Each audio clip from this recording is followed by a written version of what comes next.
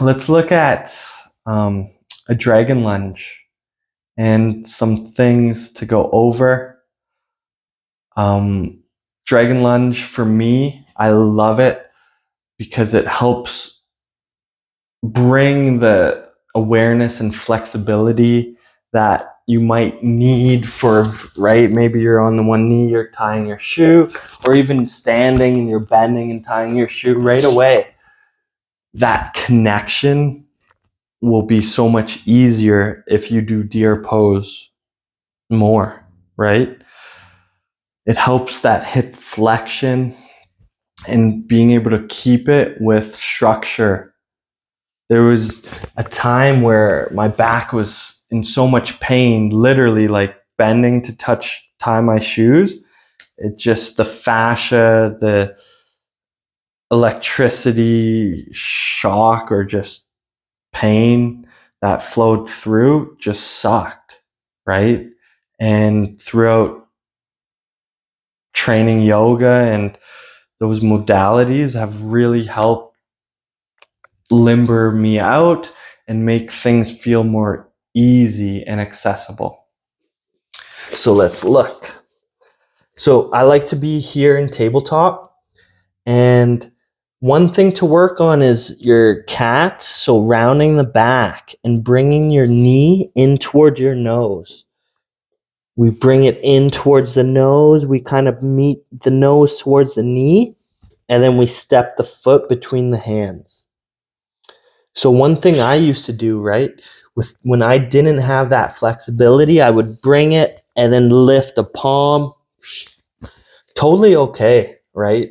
During your journey, we want to eventually have both palms gripping and connected to the mat the whole time we bring that foot between the hands. Now we lengthen our back leg back to whatever degree is accessible. We bring the left hand inside.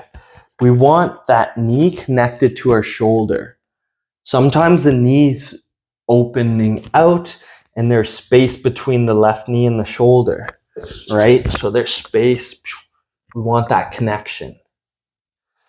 And you can easily like grab your bolster too, because the next thing, and it took me a while, was I like to have my hands just in line, so the base of the palm is in line with your toes, so that when you bend your elbow, the elbow's in line with your heels.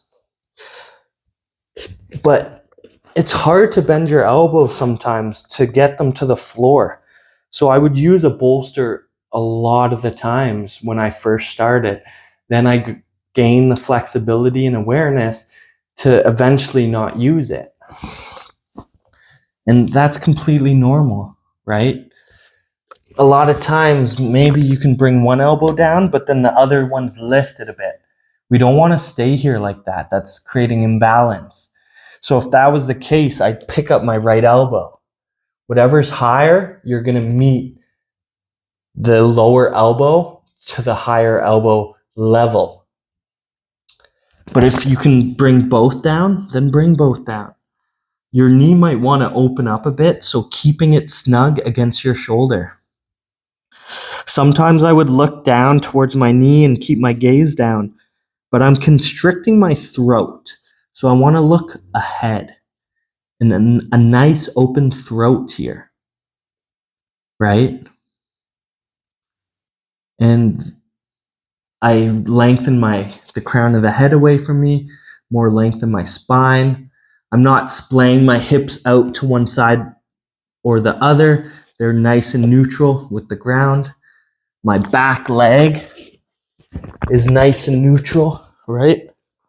It's not out to the side or the other, it's one straight line. For some extra knee action or just getting your hip more in line and centered, right?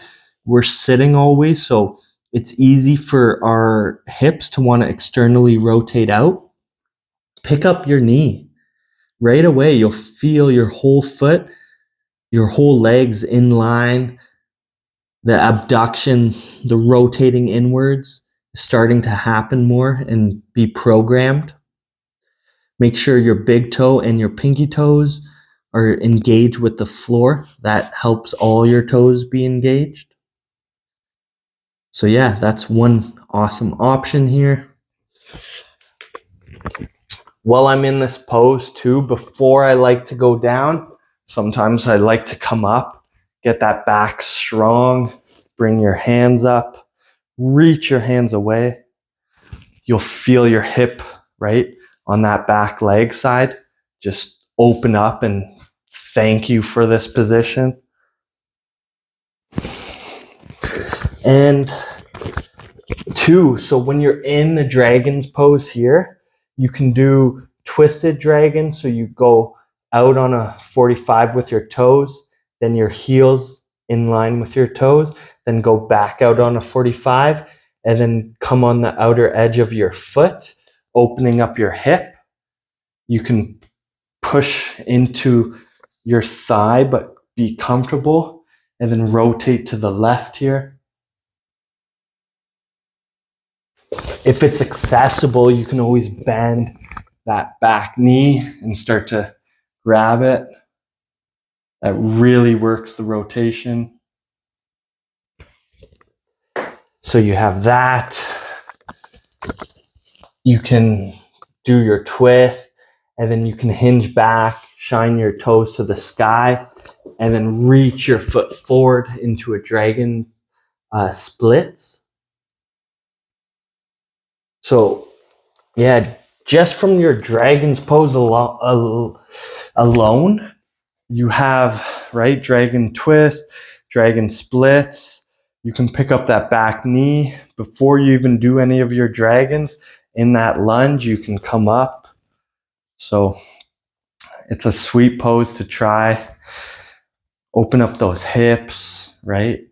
And yeah, if you find, as I said at the start, trouble bending, tying up your shoes, doing certain things, then really incorporating the dragon's lunge and those variations on a daily or bi-daily basis is very important. If you have any questions, feel free to ask. Hope you find value in this video. Please like, comment, and share. And see you next time. Ciao.